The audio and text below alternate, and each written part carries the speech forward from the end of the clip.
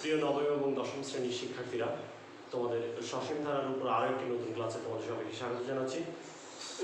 আমি অমিত সরকার, প্রভাষক, উচ্চতর গণিত, Khulna collectorate public school and college. প্রিয় শিক্ষার্থী, তোমাদের নিশ্চয়ই জানো যে আমরা সমান্তর ধারার উপরে বেশ কয়েকটি ক্লাসের ভিডিও কিন্তু তোমরা ইতিমধ্যে দেখেছো। আজকে সমান্তর ধারার অর্থাৎ শেষ ক্লাস ভিডিও এটি। লক্ষ্য করো, এর আগের ক্লাসে কিন্তু আমি তোমাদের 18 নম্বর পর্যন্ত করিয়ে দিয়েছিলাম। আজকের ক্লাসে আমি 19, 20, 21, 22 এবং 23 নম্বর যে ম্যাথগুলো আছে সেগুলো নিয়ে আলোচনা করার চেষ্টা করব। লক্ষ্য করো, প্রথমে যে ম্যাথটি আছে সেটি হচ্ছে 19 নম্বর।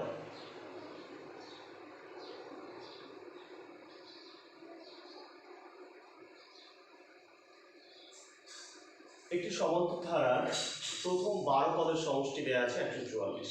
তাহলে প্রথম 12 পদের সমষ্টি আমরা কিন্তু সমান্তর ধারার সবকিছু নির্ভর করে এখানে দুইটা জিনিস প্রথমে ধরে নিতে হয়। একটা হচ্ছে প্রথম পদ, একটি সাধারণ অন্তর।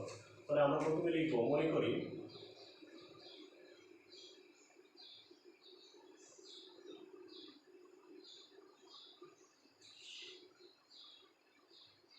সমান্তর ধারার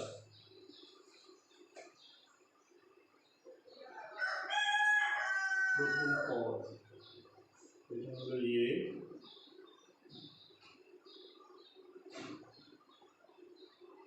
সাধারণ অন্তর যেটা হলো বি, এই দুটো জিনিস আমি ধরে নিলাম। এরপর লিখবো, আমরা জানি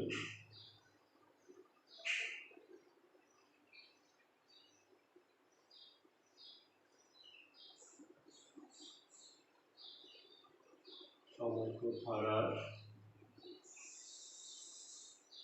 প্রথম n সংখ্যক পদের বা n পদের প্রথম n পদের সমষ্টি, যেটা আমরা SN দিয়ে প্রকাশ করি। SN equal n/2 into 2a plus n-1 into b। লক্ষ্য করো, SN equal n/2 into 2a plus n-1 into b। এটাই হচ্ছে প্রথম n সংখ্যক পদের সমষ্টি। তাহলে এখন দেখো, এখানে তোমাকে উল্লেখ করা আছে প্রথম 12 পদের সমষ্টি আর প্রথম 20 পদের সমষ্টি।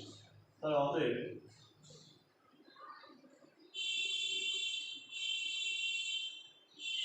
সমান্তর ধারার প্রথম 12 পদের সমষ্টি, যেটাকে তুমি কি দিয়ে প্রকাশ করবে? দেখো, S12। 12 হলে n এর জায়গায় তুমি 12 বসাচ্ছ, দ্যাট ইজ 12/2। এখানে থাকছে 2a প্লাস n এর জায়গায় বসাচ্ছ 12-1 ইন্টু b। দেখো, S12 প্রথম 12 পদের সমষ্টি, এটি কিন্তু দেওয়া আছে হচ্ছে 144। এটা যদি ভাগ করো তাহলে দেখো 6 × 12, 6 ইন্টু 2a প্লাস,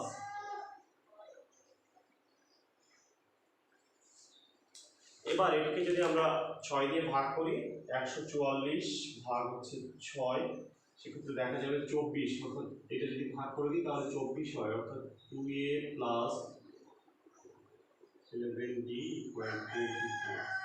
এটি আমার একটা সমীকরণ তৈরি করবে। দেখো, আবার সমান্তর ধারার প্রথম, এখানে বলে দিয়েছে যে প্রথম 20 পদের সমষ্টি, 20 পদের সমষ্টি, যেটাকে আমরা S20 দিয়ে প্রকাশ করব। n এর জায়গায় 20 বসাবো, 20/2, 2a প্লাস 20-1 ইন্টু b। এটা দেখো 560। এখানে বলে দেওয়া আছে যে প্রথম 20টি পদের সমষ্টি 560। এখানে দেখো, এখানে আমরা থাকে 10 ইন্টু 2a প্লাস 19d। দেখো, এখানে যদি 10 দিয়ে ভাগ করে দাও তাহলে থাকছে 2a প্লাস 19d। এটা ইকুয়াল 10 দিয়ে ভাগ করলে এখানে থাকে হচ্ছে 56। এটা আমার হচ্ছে 2 নম্বর।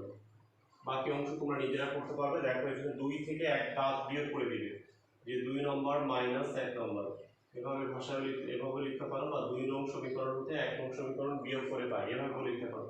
তাহলে যদি বিয়োগ করে দিলে দেখো তুমি খুব সহজে ডি এর মান দেখো, 2a বিয়োগ 2a তার মানে 2a বাদ, এখানে থাকে 19d মাইনাস হচ্ছে 11d। দেখো 19d থেকে যদি 11d টা বাদ হয়ে যায় তাহলে কয়টা থাকে, আমরা এখানে দেখি যে 8d। আচ্ছা এখন দেখো এখানে ছিল একটা 56 মাইনাস 24, তাহলে দেখি আমরা এখানে থাকে হচ্ছে 32। দেখো কত সহজে ডি এর মান, ডি ইকুয়াল 4 পেয়ে গেলে। এখন ডি এর মান তুমি যে কোনো একটা সমীকরণ 1 নং বা 2 নং যেখানে বসিয়ে দাও, দেখো এ পেয়ে যাবে। তাহলে যদি ডি আর এ পাওয়া যায় তাহলে একটা সমান্তর ধারার সবকিছু উত্তর কিন্তু দেওয়া সম্ভব সেখান থেকে। তাহলে এখান থেকে বলেছে যে সমান্তর ধারার প্রথম 6টি পদের সমষ্টি নিশ্চয়ই তোমরা বের করতে পারো। প্রথম 6টি পদের সমষ্টি সেটাকে আমরা প্রকাশ করবো s6 দিয়ে।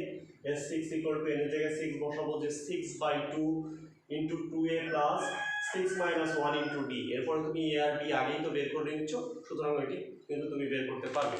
ঠিক একইভাবে আশা করি আবার একবার বলে দিচ্ছি, d মানটা আমরা 1 অথবা 2 যে কোনো একটা সমীকরণে বের করব, ব্যবসায়ে এর মান বের করব। এরপরে এর মান বের করার পর তারপরে আমরা লিখবো সমান্তর ধারার প্রথম 6টি পদের সমষ্টি s6, তোমরা s6 টা বের করবা। ঠিক একই ধরনের সূত্র, এই sn এর জায়গায় ঠিক s6 মানে হচ্ছে 6/2 into 2a plus 6 minus 1 into d। এর মান জানো, d এর মান জানো, খুব সহজে উত্তরটি কিন্তু হয়ে যাবে। আমরা চলে যাব 20 নম্বর। বলেছি কোন সমান্তর ধারার প্রথম n সংখ্যক পদের সমষ্টি আর প্রথম n সংখ্যক পদের সমষ্টি। ঠিক লক্ষ্য করো, তাহলে উপরে ঠিক পূর্বের মতো আমরা কিন্তু সমান্তর ধারার প্রথম পদ আর সাধারণ অন্তর ধরে নেব। আমরা জানি সমান্তর ধারার প্রথম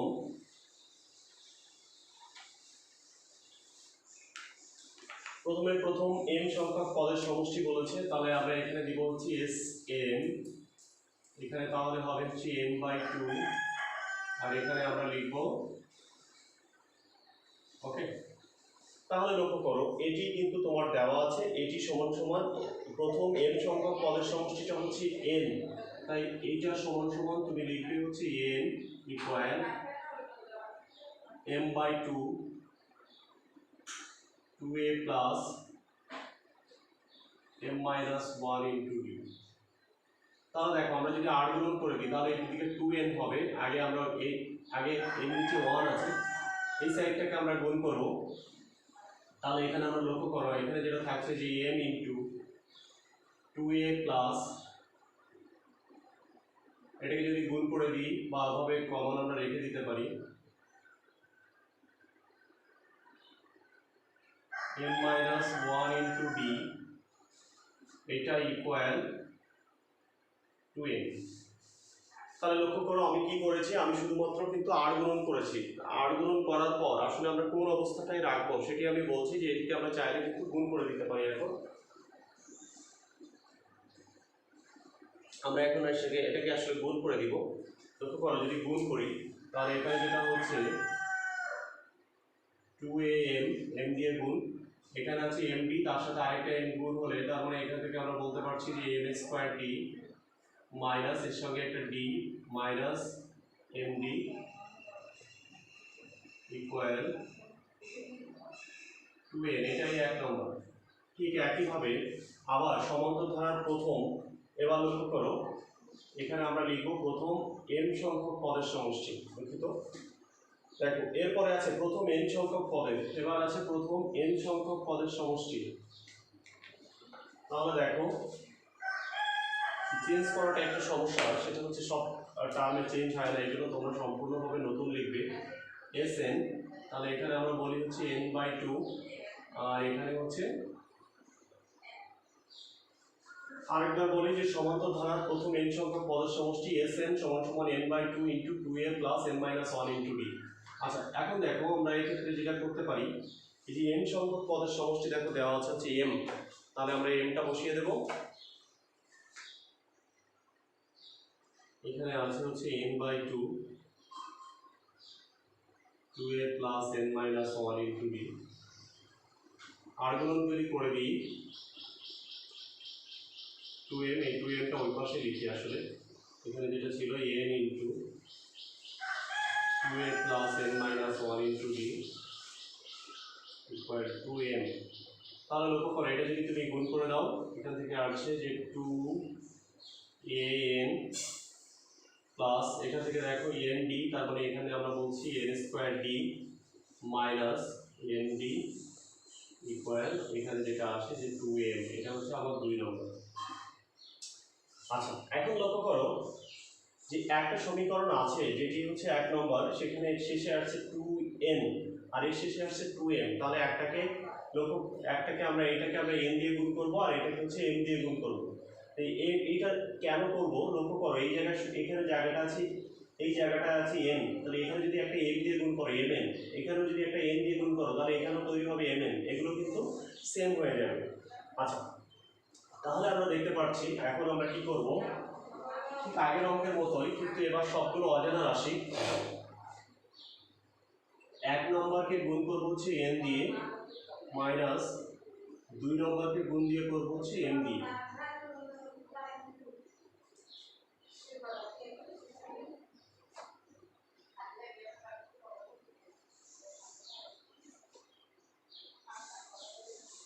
এভাবে তোমরা ভাষায় লিখতে চাইলে পারো, যদি 1 নংকে n ও 2 নংকে m দ্বারা গুণ করে পাবো। যদি আমরা গুণ করি তাহলে দেখো আমাদের সামনে কি ধরনের টার্ম আসবে। আমি একটু বড় করলাম একবারে বিয়োগটা করে, যে 2am এরপরে n plus n square n তার সাথে একটা d minus mn d equal এখানে দেখো 2n স্কোয়ার। ঠিক নিচেরটা আমরা যদি দেখি, 2a n দিয়ে গুণ করছি mn plus 2m n square d, এরপরে যেটা আসে মাইনাস m দিয়ে গুণ করছি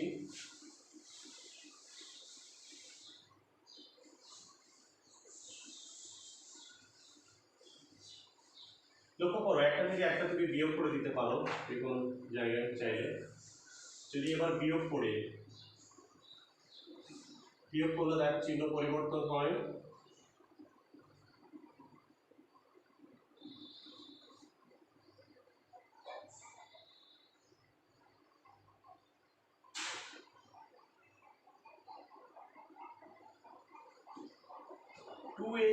এখানে মাইনাস 2amn, এই দুটো কিন্তু বাদ হয়ে গেছে।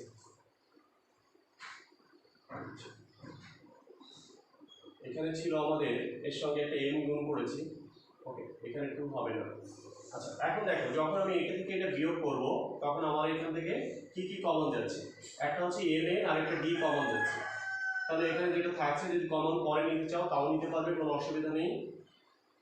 m square n d minus mn square d, এটি কিন্তু হচ্ছে। এখন দেখো এটার একটা চিহ্ন নেগেটিভ একটা চিহ্ন পজিটিভ বাদ হয়ে গেল। ডান পাশে দেখো 2 যদি কমন নাও তাহলে এখানে n square minus n square ঠিক এরকম থাকে। এখন দেখি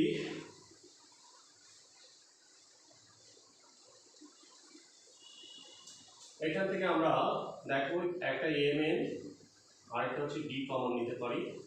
তাহলে এখান থেকে আমাদের যেটা থাকছে সেটা হচ্ছে m মাইনাস n। লক্ষ্য করো এখান থেকে যেটা আছে যে তুমি একটা মাইনাস চিহ্ন কমন নিলে 2 ইন্টু, দেখো এখানে আসে m square minus n square, d আমাদের বের করা দরকার। 2 ইন্টু এটা যদি সূত্র করি তাহলে থাকে m plus n into m minus n, একে ভাগ করে দেবো হচ্ছে mn into m minus n। দেখো তাহলে আমাদের d ইকুয়াল কিন্তু এখান থেকে যেটা বেরোলো একটা একটা যদি বাদ হয়ে যায় minus 2 into m plus n by হচ্ছে m। দেখো এইটুকুই কিন্তু বড় ক্যালকুলেশন ছিল, যেটি আমরা যে অংশটা আমি করে দিলাম এরপরে যে কাজটি তোমাদের করতে হবে সেটি হচ্ছে এই মানটি নিয়ে তুমি 1 অথবা 2 নম্বর, আমি 1 নং সমীকরণটি মুছে ফেলেছি, 1 নম্বর অথবা 2 নম্বরে যে কোনো একটা জায়গায় ডির মান বসিয়ে দাও। ডির মান বসিয়ে দেওয়ার পরে তোমাকে যেটা এর মান বের করতে হবে। আগের অঙ্ক যা করেছিলাম, প্রথমে ডির মান বের করেছিলাম, তারপরে এর মান বের করতে হবে। অর্থাৎ ডি এর মানটা 1 নম্বর বা 2 নম্বর যে কোনো একটা সমীকরণে বসিয়ে তুমি এরপরে এর মান বের করবা। এ আর ডি বের হয়ে গেল। এখন যেটা বলেছে যে ধারা m প্লাস n তম পদের সমষ্টি, অর্থাৎ তুমি যেটা বের করবা সেটা হচ্ছে এস m প্লাস n। ঠিক আগের অঙ্কের মতো আমরা আশা করি নিজেরা এটা করতে পারবো। এই পর্যন্ত করে দিলাম, বাকিটা তোমরা নিজেরা করতে পারো। এরপরে দেখো 21 নম্বর,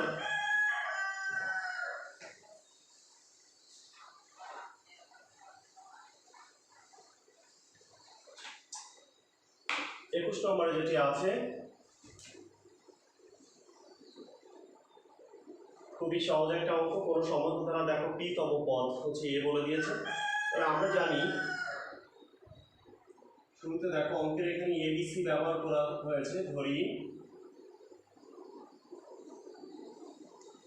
সমান্তর ধারা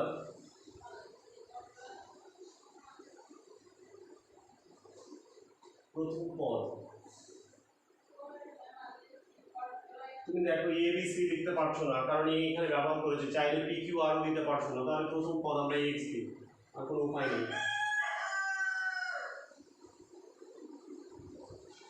সাধারণ অন্তর নাম আমরা ডি ব্যবহার করি। তাহলে দেখি, আমরা জানি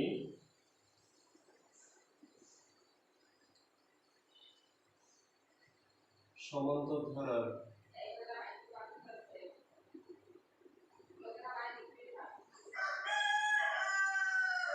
প্রথমে বলেছে পি তম পদ। তাহলে দেখো এ প্লাস এ না লিখে আমরা এখানে এক্স লিখেছি, A plus P minus 1 into D, এটা আমাদের হয়ে গেল প্রথম একটা। এরপরে যেটি আছে কিউ তম পদ, দেখি কিউ তম পদ এ প্লাস, মানে এখানে এর জায়গায় এক্স লিখেছি, x plus q minus 1 into d. আর সবার শেষে যেটি আছে 8 তম পদ এক্স প্লাস, এখানে দেখো আমরা লিখবো যে আর মাইনাস 1 ইন্টু ডি। প্রশ্ন মতে বা শর্ত মতে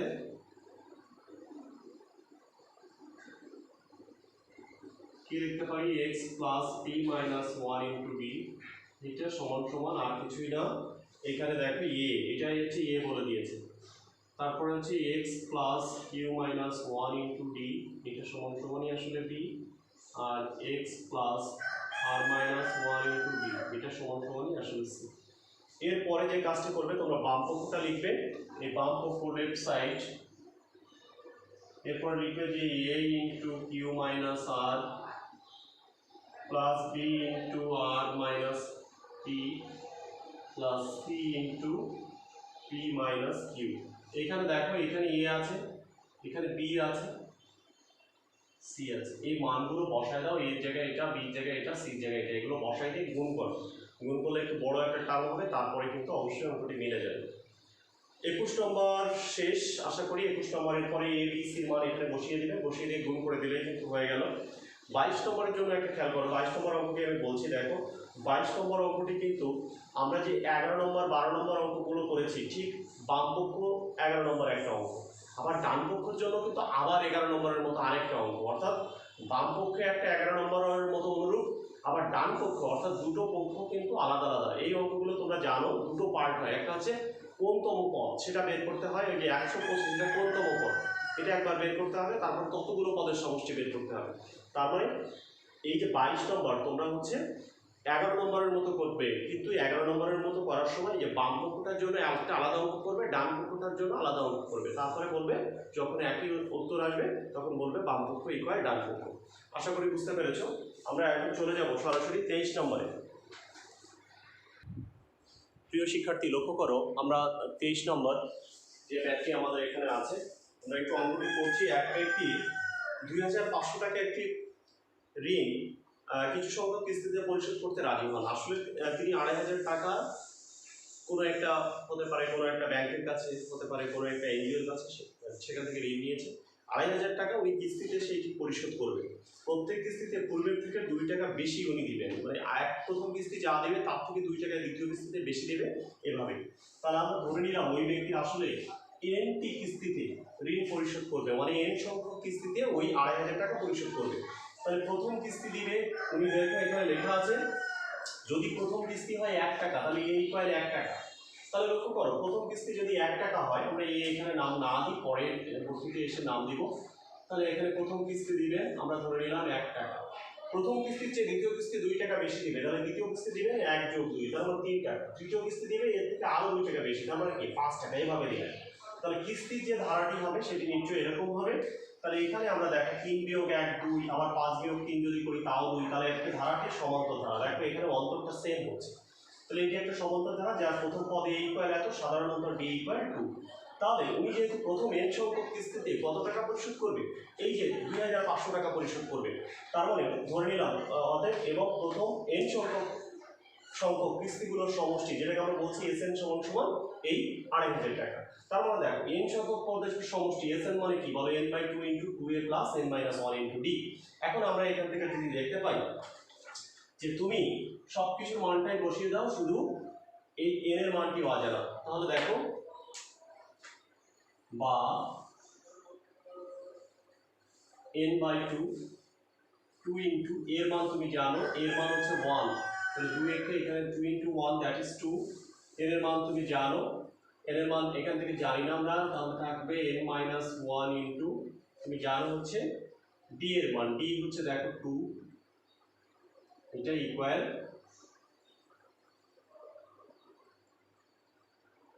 ওকে। লক্ষ্য করো এখানে সমীকরণে শুধুমাত্র একটা টার্মই অজানা, সেটি হচ্ছে n। আশা করি এটাকে তোমরা ক্যালকুলেশন করে n এর মান তোমরা বের করতে পারবে। এবং যদি দেখো যে n এর মান কখনো প্লাস মাইনাস চিহ্ন আসছে, কিস্তির সংখ্যা কখনোই নেগেটিভ হতে পারবে না, এখান থেকে ক্যালকুলেশন করে তোমরা n এর মান বের করবে।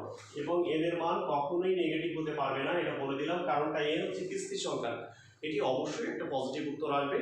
তাহলে আশা করি এটুকু তোমরা নিজেরা সমাধান করতে পারবে। যারা এতক্ষণ ধরে ক্লাসটি দেখেছো সবাইকে অনেক অনেক ধন্যবাদ জানাচ্ছি।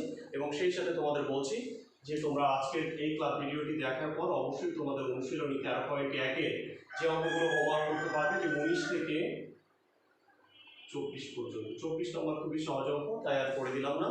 সবাইকে অনেক অনেক ধন্যবাদ জানিয়ে ক্লাস এখানে শেষ করছি।